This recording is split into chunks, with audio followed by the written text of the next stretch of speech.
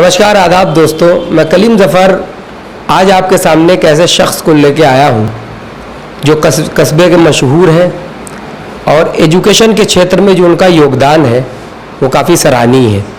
चाहे वो social media हो या फिर सभी के सामने हो, किसी के सामने वो छुपे नहीं हैं, एजुकेशन से बहुत जुड़े हुए हैं और हर स्टेप पर अगर कोई मदद चाहता है तो उसकी पुरजोर मदद भी करते हैं। हमारे साथ मौजूद है बेसिक शिक्षा परिषद में कार्यरत टीचर जनाब अजय भारद्वाज हमारे साथ मौजूद हैं। उनसे एजुकेशन से रिलेटेड बहुत सारी बातें होंगी, गुफ्तगू होगी। चलिए हम आपको उनसे रूबरू कराते हैं। आइए चलते हैं। सबसे पहला सवाल ही डायरेक्ट मैं करना चाहता हूँ अजय भाई, इंट्रोड्यूस मैंने करा दिया। सबसे पहली बात यह है कि मैंने शिक्षा के क्षेत्र में देखा है, आप चाहे सोशल मीडिया हो या फिर कोई परामर्श लेने आए, हमेशा आप मौजूद रहते हैं। ये सभी ने देखा, सब जानते भी। एक सवाल ये शुरुआत करना चाहता हूँ कि जिस तरह एक समय था कि क्रिकेट से लोग बहुत इंस्पायर थे और इतना क्रिकेट जुनून कस्बे में था कि सुबह दोपहर शाम क्रिकेट ही हुआ करता था। ऐसा क्या हो कि कस्बे में एजुकेशन पे भी इसी तरह फोकस हो जाए? सबसे पहले तो मैं कलीम जफ़र जी को आपको बहुत बहुत शुभकामनाएं देता हूं, बधाई देता हूं कि और ये साधुवाद देता हूं कि आपने मुझे इस चैनल पर बुलाने का जो सौभाग्य दिया है वो काफ़ी सराहनीय है और मैं आपका बहुत बहुत धन्यवाद करता हूं। साथ ही साथ दर्शक जो आपके आरजे खबर के हैं उन सभी व्यूवर्स को भी मैं धन्यवाद देना चाहता हूँ। तो सबसे पहले जो आपने बताया है, पूछा है कि आखिर ऐसा क्या होना चाहिए कि कस्बे के अंदर शिक्षा का बहुत अच्छा माहौल बने और लोग अपने बच्चों को ही नहीं बल्कि अपने पूरे समाज को शिक्षित करने का प्रयास कर रहे हैं। तो देखिए, सबसे पहली चीज़ तो ये, जैसा कि हमने बताया कि क्रिकेट मैच के लिए पूरा कस्बा एकदम आंदोलित रहता था। सुबह उठते ही लोग बैट बॉल लेकर के आगे बढ़ जाते थे। तो शिक्षा के क्षेत्र में भी यही है कि उसकी कोई भी बुनियाद जो होती है वो मजबूत होनी बहुत ज़रूरी होती है। यानी कि हम कह सकते हैं कि बच्चों की जो पढ़ाई है शुरुआत से लेकर, चाहे वो सरकारी स्कूल्स की बात हो या फिर प्राइवेट स्कूल्स की बात हो, तो बच्चों को शुरुआत से ही आप प्रातः जल्दी जगाइए, उनको उठाइए और उनको विद्यालय की ओर भेजने का काम करें। जब बच्चे विद्यालय की ओर जाएंगे तो उनको एक अच्छा माहौल मिलता है और कोई भी बच्चा घर से तो सीखता ही है लेकिन वो विद्यालय से काफ़ी कुछ ज़्यादा सीखता है। तो ये हमारा उत्तरदायित्व होना चाहिए, बच्चों को विद्यालय तक पहुंचाएं। जब बच्चा विद्यालय जाएगा तो वहाँ से बहुत कुछ सीख के आएगा और धीरे धीरे जब वही बच्चे बड़े होंगे तो अपने छोटे भाई बहनों को मार्गदर्शित करेंगे।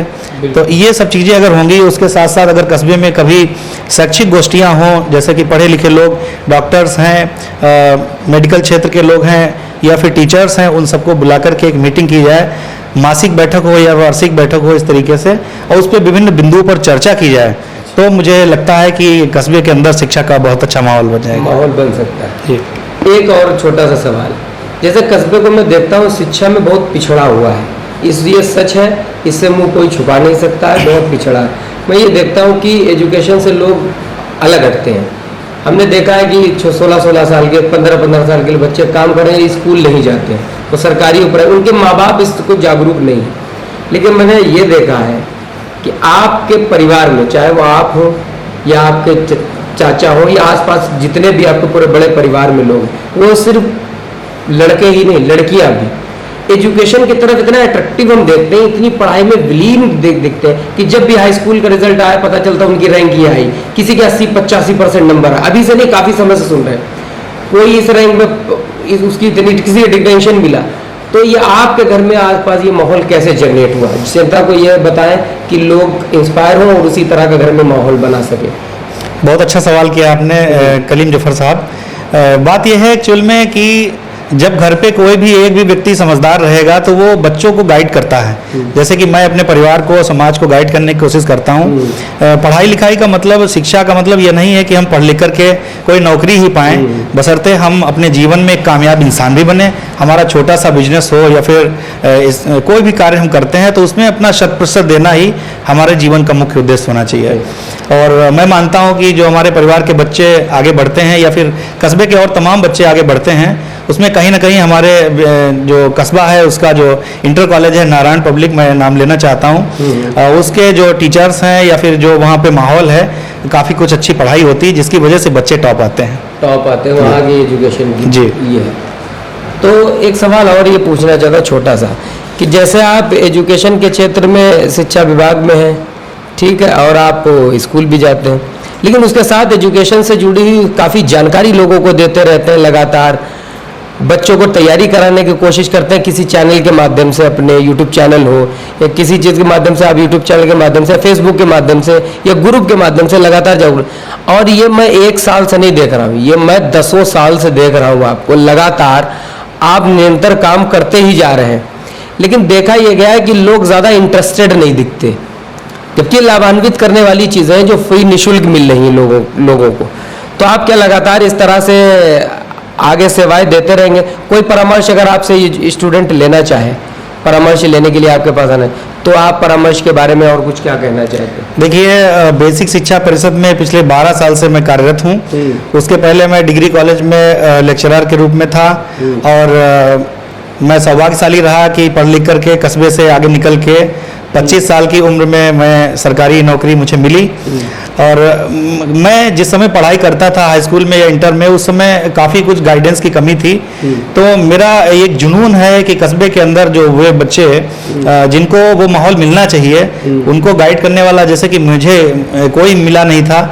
मैंने बाहर रह करके पढ़ाई की, लोगों से बातचीत की, तब मैंने अपने करियर को बना पाया। लेकिन मैं ये चाहता हूँ कि अपने कस्बे के बच्चे ये दिन न देखें, और उनको इसीलिए मैं ज्ञान की गंगा को निःशुल्क बहाने की कोशिश करता हूं और बच्चों को गाइड करता हूं। मेरा द्वार हमेशा खुला है, कभी भी कोई बच्चा यदि हमसे कांटेक्ट करता है तो मैं उसको निःशुल्क परामर्श देता हूं।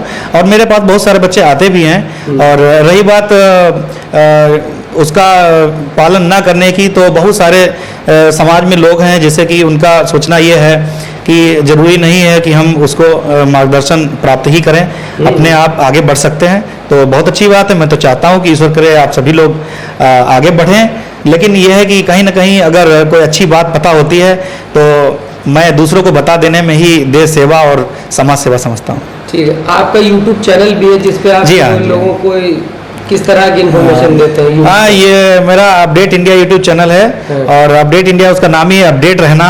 यानी कि हम उस पर कोई नई जानकारी होती है या कोई गाइडेंस होता है, बच्चों को कौन सी जॉब चाहिए या फिर उसके लिए कौन सा फॉर्म आ रहा है, बहुत सारी चीज़ें हैं। हम अपना टाइम निकाल के अपना समाज सेवा करने की कोशिश करते हैं। बहुत अच्छा काम आप कर रहे हैं। तो हमारे साथ आप देख रहे थे जनाब अजय भारद्वाज जी हमारे साथ जुड़े हुए थे। उन्होंने बहुत इम्पोर्टेंट बात 2-3 कही जो आपने सुनी भी होंगी, कि अगर किसी चीज़ का माहौल बनाना है तो फैमिली मेंबर को ही कोशिश करनी पड़ेगी बच्चों को आगे लाने के लिए, और माहौल घर से ही बनना शुरू होता है। तो लगातार वो निःशुल्क परामर्श दे रहे हैं। किसी भी स्टूडेंट को अगर परामर्श चाहिए कि इंटर के बाद हम क्या कर सकते हैं, या फिर ग्रेजुएशन करने के बाद हम क्या करें, या फिर किस तरह की तैयारी इंटर के बाद कर सकते हैं, हाई स्कूल के बाद क्या कर सकते हैं, बहुत से कन्फ्यूज़न रहते हैं जो हमारे एजुकेशन लाइफ में भी इस तरह के कन्फ्यूज़न बहुत से रहे जो हम लोग सॉल्व नहीं कर पाए। क्या करना है ये नहीं पता था हमें भी, ये सच है, हमें ये बात पता नहीं थी हमें आगे इंटर के बाद क्या करना है। लेकिन अगर इस वक्त ये कोई मौजूद कस्बे में नहीं था इस तरह बताने के लिए, लेकिन अगर इस वक्त ऐसा शख्स मौजूद है जो हर तरह की गाइडेंस दे सकते हैं, वो भी निःशुल्क, इसलिए कि कस्बे के बच्चे आगे बढ़े, तो इससे बड़ी बात कोई और नहीं हो सकती। हमें ऐसे टीचर पे फ़ख्र है और रहना भी चाहिए। बहुत कोशिश करता हूँ कि ऐसे लोगों को लोग इनका इस्तेमाल भी करें। इस्तेमाल करने का मतलब ये है कि आप यूज़फुल इन्फॉर्मेशन लें। अपडेट इंडिया पर अपडेट करते रहते हैं, जीके के बारे में बहुत सी इन्फॉर्मेशन देते रहते हैं क्या करना है, उससे भी जुड़ सकते हैं, आप लाभान्वित हो सकते हैं। और किसी तरह का परामर्श हो तो आप जाके निःशुल्क प्राप्त कर सकते हैं। और बहुत अच्छा लगा अजय भाई से जुड़ने का। आपका आरजे खबर पे आने के लिए बहुत बहुत शुक्रिया। बहुत बहुत तस्कीन भाई, आपका भी बहुत बहुत धन्यवाद। और मैं आपके सभी चैनल के जो दर्शक हैं उनसे कहना चाहूँगा कि आरजे खबर के चैनल को भी आप लोग आगे बढ़ाइए। और तस्कीन भाई हमारा कस्बे के लिए बहुत अच्छा काम कर रहे हैं, निस्संदेह ये सराहनीय कार्य है, और हम सभी लोग मिलकर के ही अपने कस्बे के लिए कुछ कार्य कर सकते हैं। बहुत बहुत धन्यवाद। धन्यवाद।